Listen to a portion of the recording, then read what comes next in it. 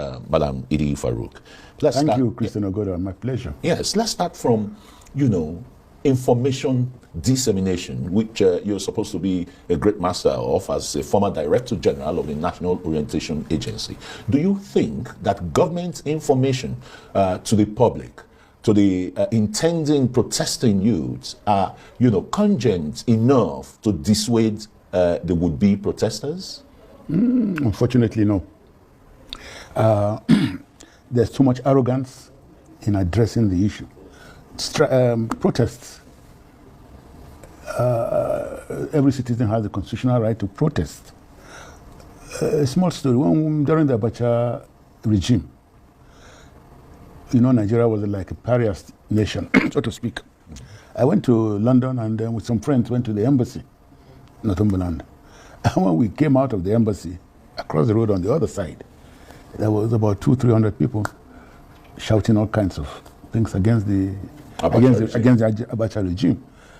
And when we came, one of us was holding a bag, and I think one of the enthusiastic one started to run across the road, and then the police stopped him because the police was there.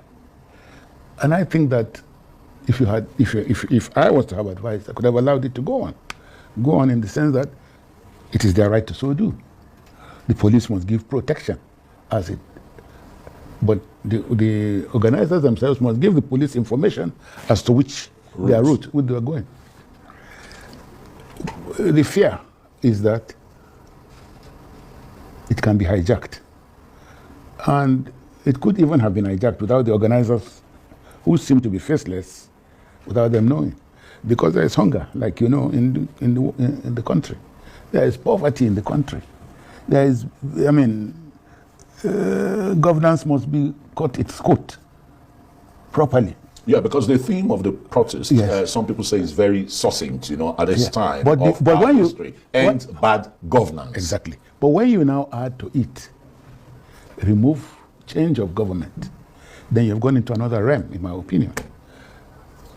You've gone in it must be that some politicians or politics are coming to it. Does that hashtag end bad governance, symbolizes regime change? No, but I've had also call for regime change.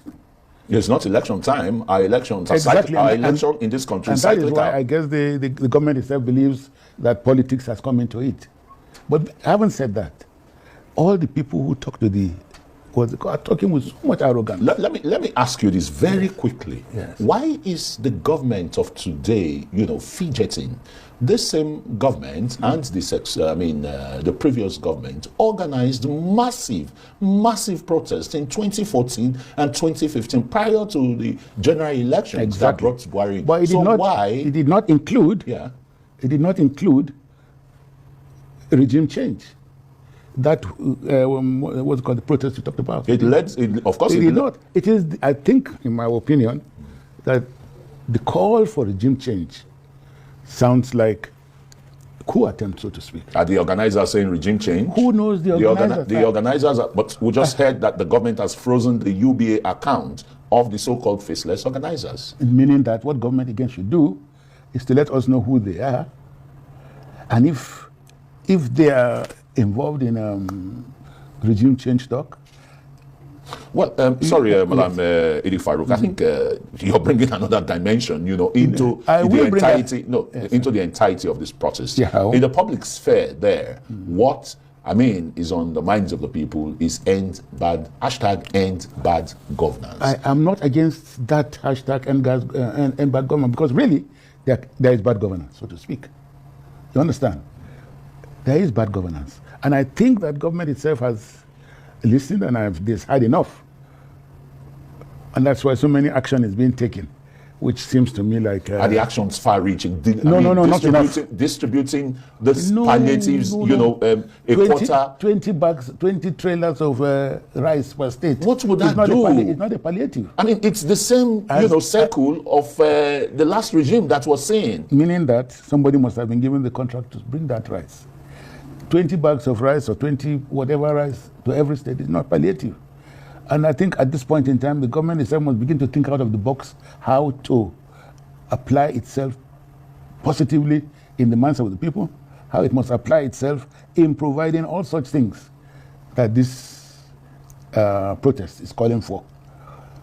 Don't the governors, the subnationals, really, hold a bigger stake in the welfare of the people here? Because all eyes are always, to the government at the center. Nobody is holding the local government chairman accountable. Nobody is saying, why don't we have roads? Why the primary health care not working? Shouldn't Nigeria have a major constitutional change as it is now? You see, when the president himself announced a removal of subsidy, I agreed with it. Because when you talked about subsidy... Has subsidy been removed now? No, I don't know. But we should know. What is the information out there? But when you announce subsidy... Madam Farouk, you're just talking about the poor management of information there is by poor government. Management. So, no, it's not even poor management of information. It is poor management of our affairs, generally speaking. It's not the information, it's not the poor management. You can hire, if you are doing all that is right and good. You don't need propaganda. You don't even need propaganda, you don't need management. It will sell itself. As we speak, I agree with the protesters that there is bad governance. I agree with the protesters that government is not doing enough to alleviate the sufferings and the poverty of the people. The convoy of some of our officials is nauseating. One man cannot go out with 20, 30, 40 cars. Doing what? Government itself bought 460 minimum, I don't know how, minimum of jeeps, not made in Nigeria, at 150 million naira each. I want to ask, what happened to the jeeps of the 9th Assembly? And what also happens to the jeeps of the 8th Assembly? Do they steal it? Do they take it? Because I had occupied government office. Immediately you are removed or your term ends, whatever you are using, you leave behind for the next person. So there's no prudence in government management. And if there's no prudence, that equals to bad governance. No prudence equals to bad governance. And I agree with them that there is bad governance. But the fear is that it must be, if the protest goes on, it can be hijacked. And that's why I came up with... Who are the people who will hijack it? Because government is... Who are those that could hijack this protest? Who are the possible people? Nigerians? Yeah, other Nigerians who are criminally minded. These people are not criminally minded. But when you begin to go on the streets, and of course suddenly there are breakages here, you break the car here, you broke into something, those are the people that we're afraid of. I'm afraid of those people myself. Let's look at insecurity, which to a large extent has fueled the issue of whether end bad governance and the rest, the impoverishment of the people, illegal mining activities, which is like all and sundry. When I say all and sundry, I'm talking of the people high up there protecting the illegal miners, terrorist bandits, turned miners from Zamfara to Niger State. They cannot close their eyes to it. Isn't that one issue extremely that sad. Should be nipped in the bud? Already cannot be nipped in the bud. It's now part of us. It's now part of us. It is very sad. I haven't been to my home in Kaduna in the past 1 year because I can't use the train and I can't go by road. You know, generally speaking, there is bad governance. And I think that these people are right in calling. But I think that government already is beginning to listen, and it has had, and started to do certain things which it ought to have done before now.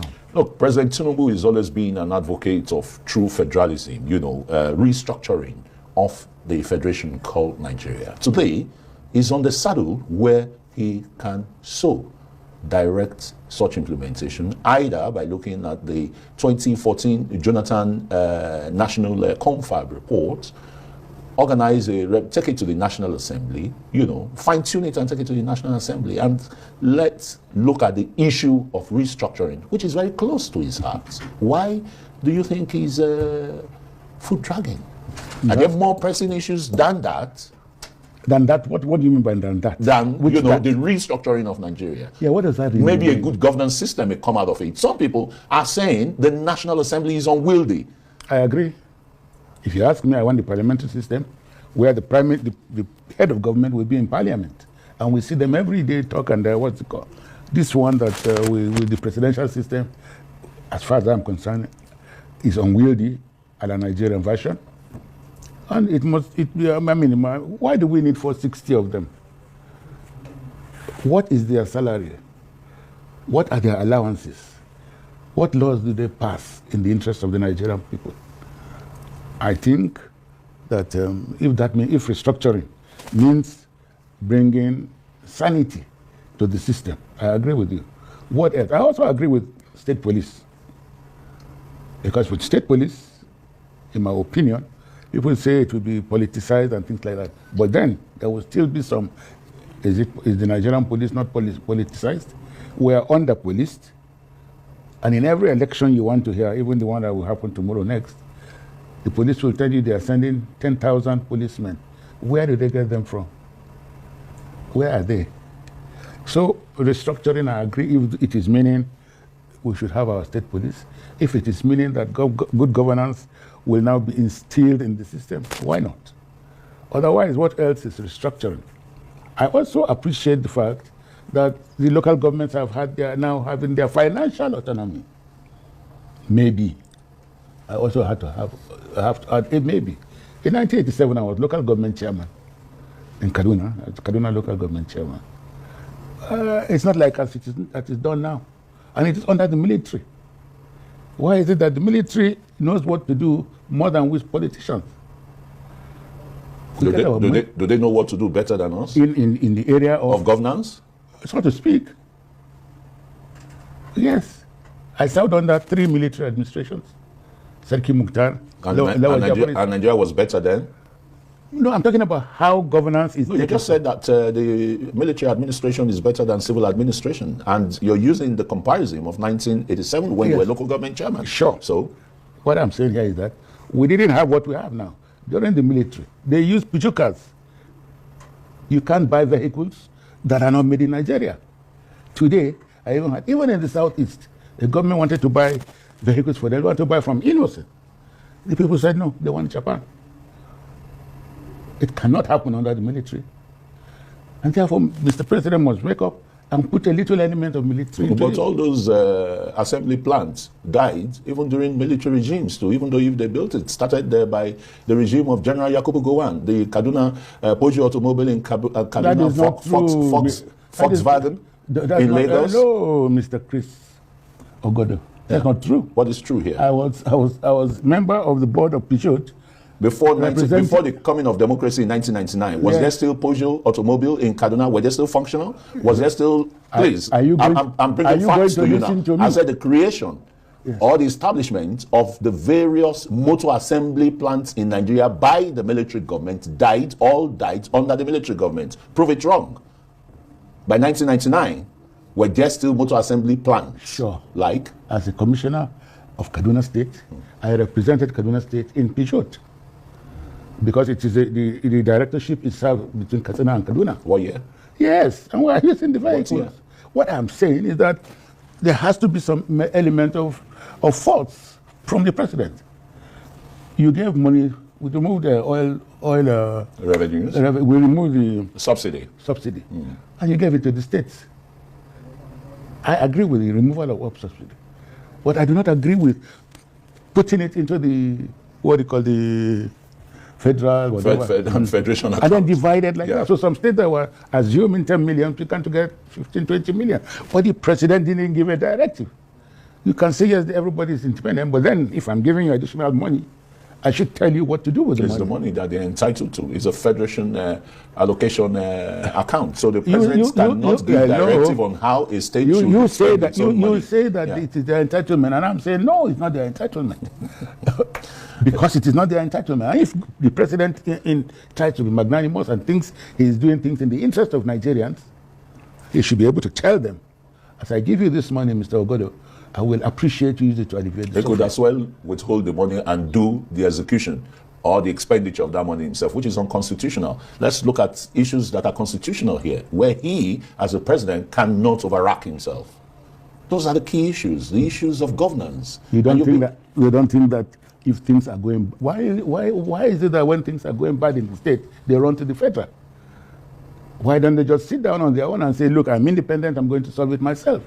If they can do that, I thought that Mr. President doesn't have to be an order as he can say it. I'm giving you additional money in the interest of